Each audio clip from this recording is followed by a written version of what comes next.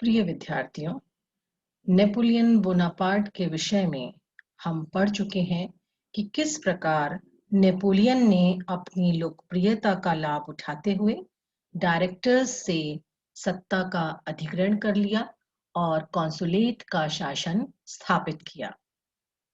प्रारंभ में उसने 3 कॉन्सल्स का जो प्रावधान किया था, उसमें प्रथम कॉन्सल का समय 10 वर्ष का रखा था, लेकिन 1802 में ही उसने अपनी सीनेट से ये प्रस्ताव पारित करा लिया कि नेपोलियन आजीवन कौंसल के पद पर नियुक्त किया जाता है तथा उसे अपना उत्तराधिकारी नियुक्त करने का अधिकार भी होगा। लेकिन यहीं पर नेपोलियन संतुष्ट नहीं हुआ और 1804 में नेपोलियन ने यह प्रस्ताव पारित करवा लिया व्यवस्थापिका से कि नेपोलियन को फ्रांस का सम्राट घोषित कर दिया जाए। जनता के द्वारा असाधारण बहुमत से नेपोलियन को अपना राजा स्वीकार कर लिया गया और इस प्रकार हम देखते हैं कि अभी तक जो गणतंत्र का तामझाम चल रहा था फ्रांस में, नेपोलियन के सम्राट बनते ही वह भी समाप्त हो गया। लेकिन क्रांति के कुछ विचार, जो समानता का विचार था, ये सब अभी भी चलता रहा।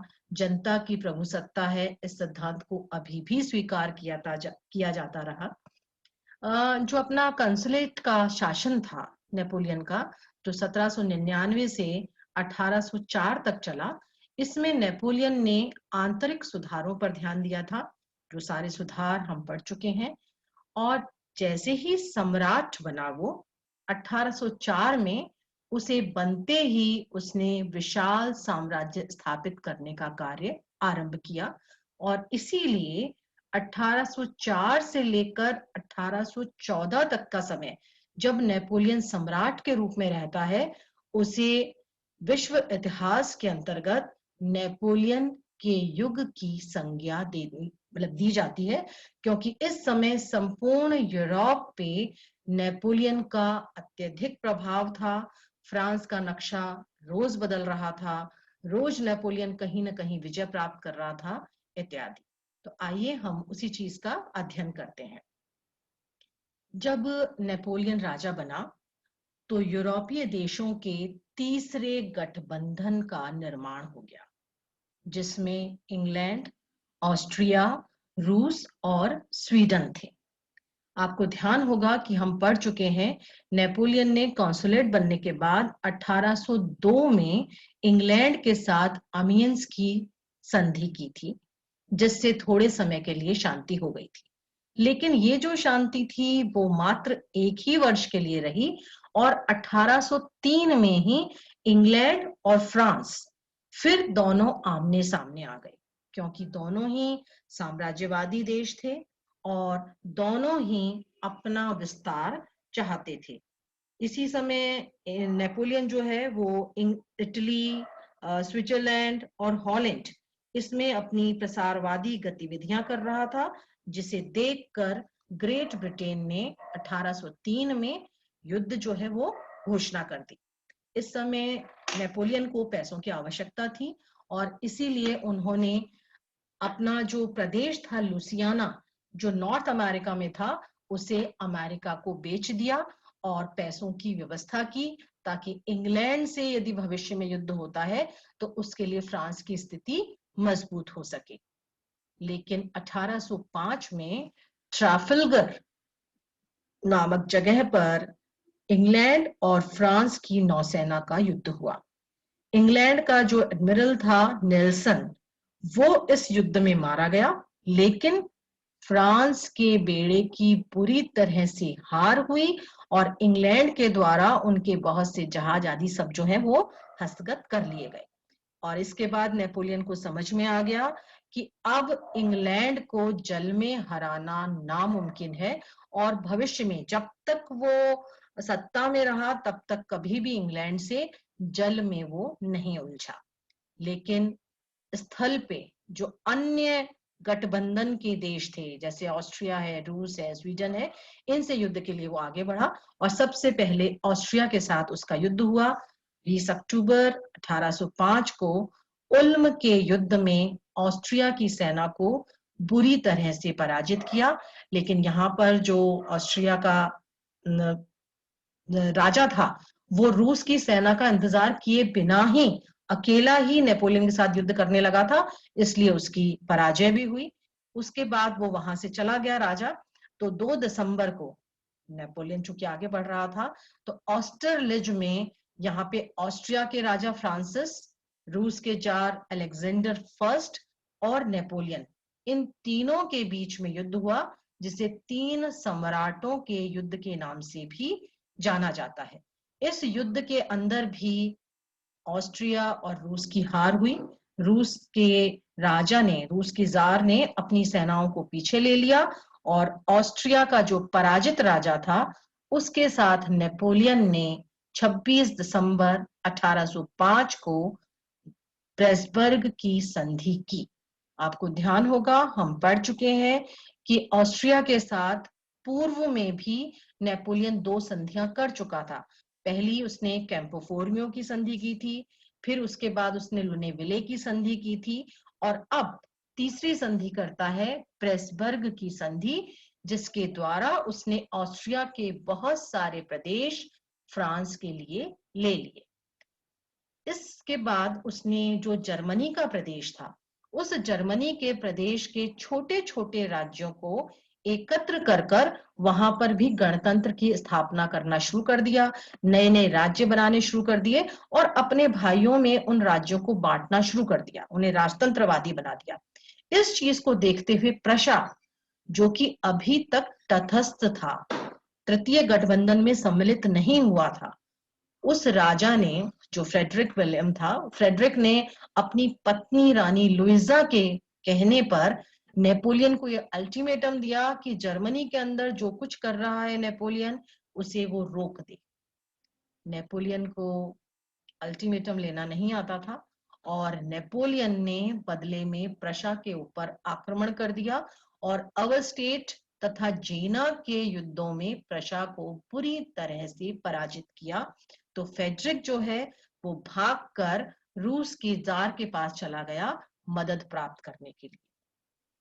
उसके पीछे पीछे नेपोलियन भी रूस पहुंचा और जून 1807 को फ्रांस और रूस के मध्य फ्रीडलैंड का युद्ध हुआ, जिसमें रूस की पराजय हुई।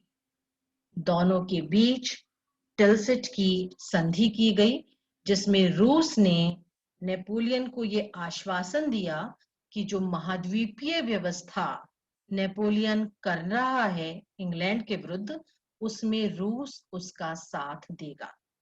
दरअसल जो टिल्सिट की संधि थी, इस संधि के कुछ पक्ष थे। पहला पक्ष था जिसमें प्रशा के साथ नेपोलियन ने संधि की और उसमें उसने प्रशा के ऊपर युद्ध का सारा हर्जाना और ये सब उसने थोप दिया।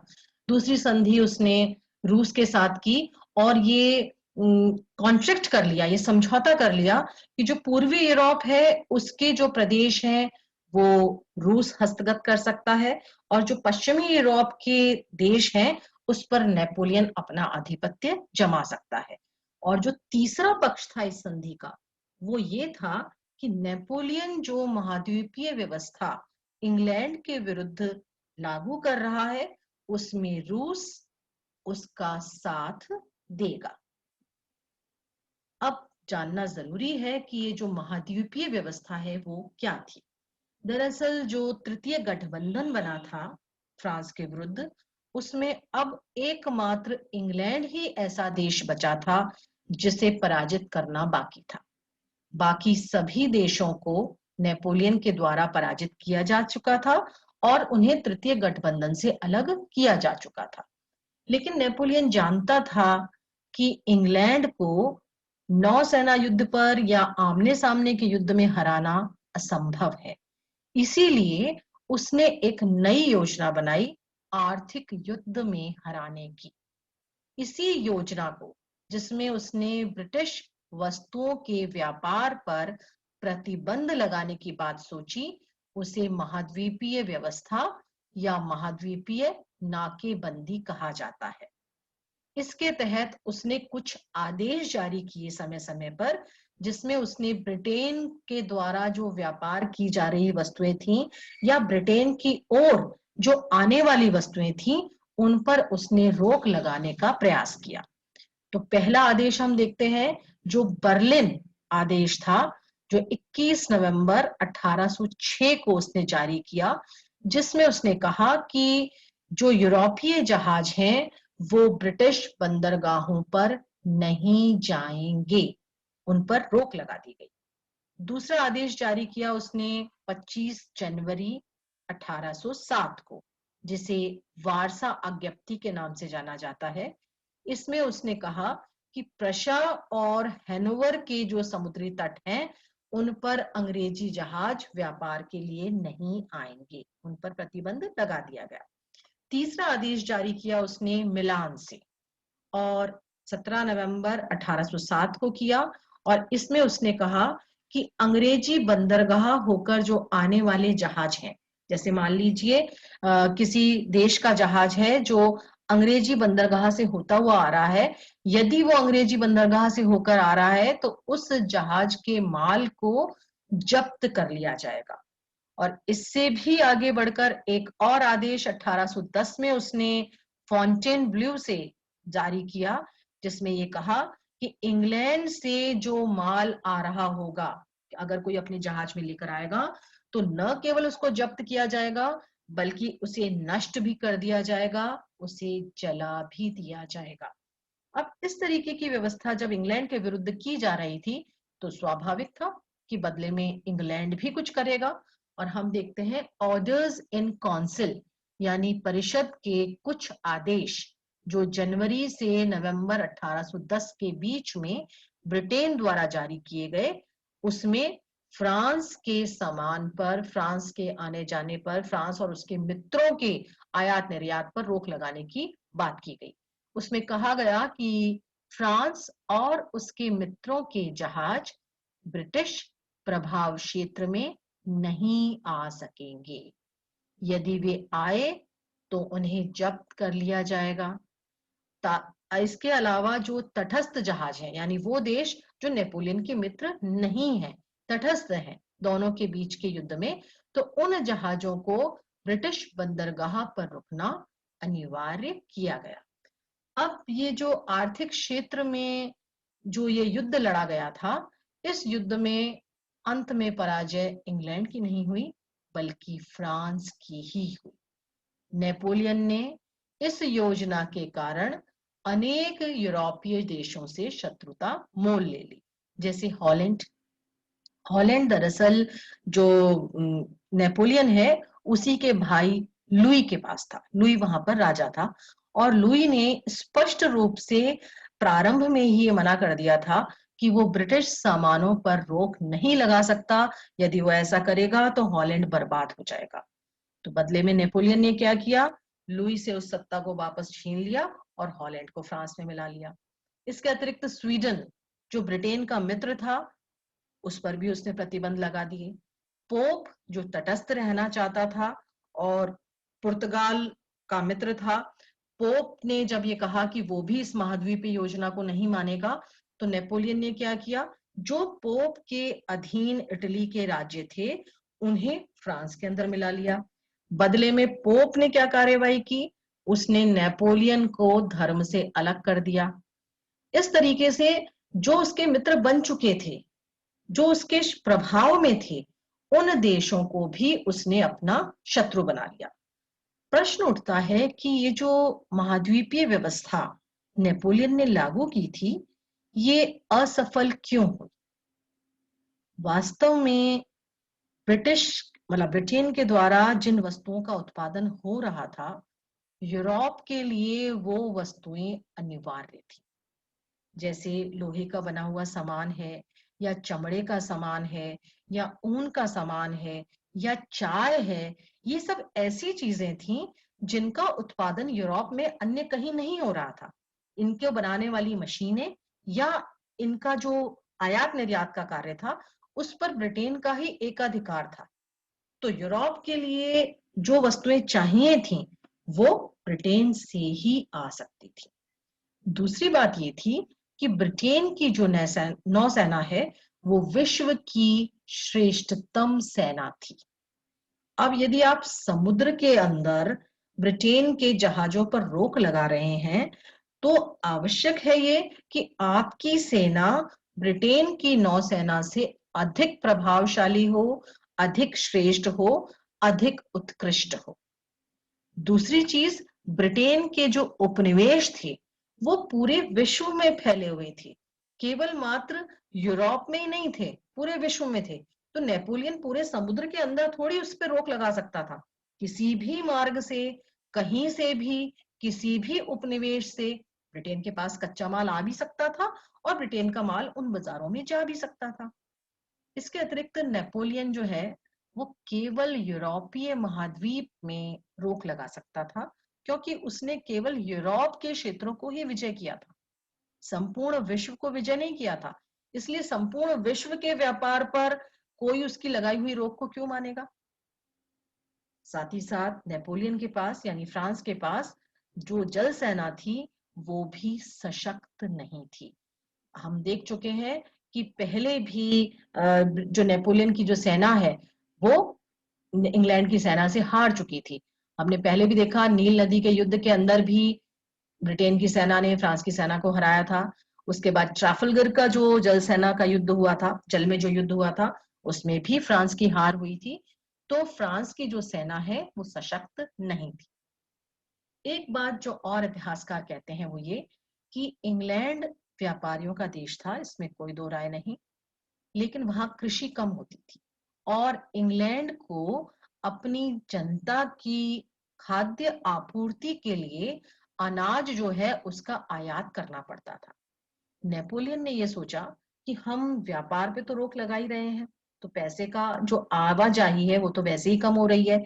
अब यदि हम इंग्लैंड को चौगुने पांच गुने दामों पर अनाज की सप्लाई करेंगे तो इंग्लैंड के अंदर जो संचित धन है वो भी बाहर आ जाएगा। और ये सोचकर नेपोलियन के द्वारा इंग्लैंड को खाद्य सामग्री की आपूर्ति की गई। यदि वो खाद्य सामग्री की आपूर्ति नहीं करता तो संभव है कि भूखे मरने के कारण इंग्लैंड शायद घुटने टेक देता, लेकिन नेपोलियन ने इस चीज पर ध्यान नहीं दिया। इसके अतिरिक्त जो सबसे महत्वपूर्ण बात हुई जिसने नेपोलियन के लिए ताबूत की कील का काम किया वो ये था कि इस महाद्वीपीय व्यवस्था को लागू करवाने के क्रम में नेपोलियन को घातक और विनाशकारी युद्धों में उलझना पड़ा, जिससे नेपोलियन का पतन आरंभ हो गया। जैसे पुर्तगाल जो है इंग्लैंड का मित्र था और उसने मना कर दिया था कि वो इंग्लैंड के जहाजों को अपने बंदरगाह पे आने से नहीं रुकेगा। परिणाम स्वरूप नेपोलियन को पुर्तगाल के साथ युद्ध करना पड़ा, जिसके दो परिणाम हुए। एक तो पोप नाराज हो गया और दूसरा स्पेन, जो कि नेपोलियन का अभी तक मित्र था, उस स्पेन के ऊपर नेपोलियन का जो लालच था वो हावी हो गया और स्पेन के साथ एक बहुत लंबे प्रायद्वीपीय युद्ध में नेपोलियन उलझ गया, जिसके के लिए वो बाद में खुद अपनी आत्मकथा में कहता है कि स्पेन का युद्ध मेरे लिए नासूर सिद्ध हुआ। इसके बाद रूस के जार ने हालांकि हाँ कर दी थी टिलसिट की संधि में, लेकिन थोड़े ही समय बाद रूस के व्यापारियों ने अपने जार को ये कहना शुरू किया कि इस तरीके से व्यापार पे रोक लगा देने से उन्हें बड़ी हानि हो रही है, जनता को बहुत परेशानी हो रही है। और ऐसे में जार को वो जो महाद्वीपीय प्रतिबंध लगा रखे थे इंग्लैंड के विरुद्ध उन्हें हटाना पड़ा। नतीजा ये हुआ कि नेपोलियन ने रूस को सबक सिखाने के उद्देश्य से रूस पर अभियान किया, जो उसके लिए बहुत हानिकारक सिद्ध हुआ, जिसके बारे में हम अगले लेसन में पढ़ेंगे।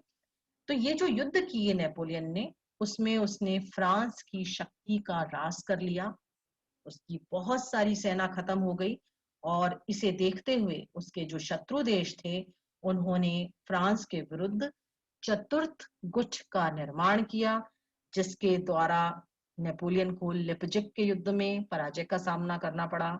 फिर उसने वाटरलू में सामना किया और पूर्ण रूप से वो पराजित हो गया और उसके युग का अंत हो गया। ये किस प्रकार से हुआ, इसका अध्ययन हम अपनी अगली कक्षा में करेंगे।